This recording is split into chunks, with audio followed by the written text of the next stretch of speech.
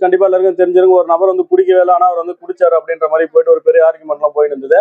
இதை பொறுத்த வரைக்கும் இதுக்கப்புறம் வந்து போலீஸ் வாகன சோதனை போடுறப்ப அந்த ஒரு பிரீத் அனலைசரை வச்சு 3 சோபர் பர்சன்ஸ் வந்து செக் பண்ணி பார்க்கணும்.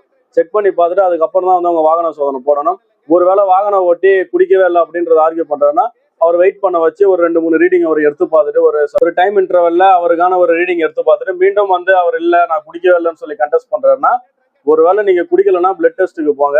அப்படி போனீங்க ஒருவேளை நீங்க குடிக்கலன்னா போலீஸ் கண்டிப்பா உங்களை விட்டுருவாங்க. இல்லைன்ற பட்சத்துல கண்டிப்பா ஃபைன் கட்டி தான் ஆகணும். இதுல பிரிவு 185 மோட்டார் வாகன சட்டம். ஒரு நபர் வந்து ஆல்கஹால் இன்ஃபுளுன்ஸ் அல்லது ட்ரக் இன்ஃபுளுன்ஸ்ல வண்டி ஓட்டுறாரு அப்படின்னா சட்டப்படி குற்றம்.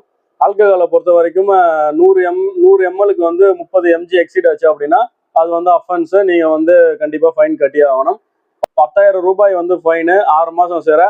மீண்டும் அதே தப்பை பண்றீங்கன்னா 15,000 ரூபாய் வரைக்கும் வந்து பாத்தீங்கன்னா ஃபைனு, 2 வருஷம் வரைக்கும் வந்து சிறை தண்டனை கொடுக்கலாம்ன்றது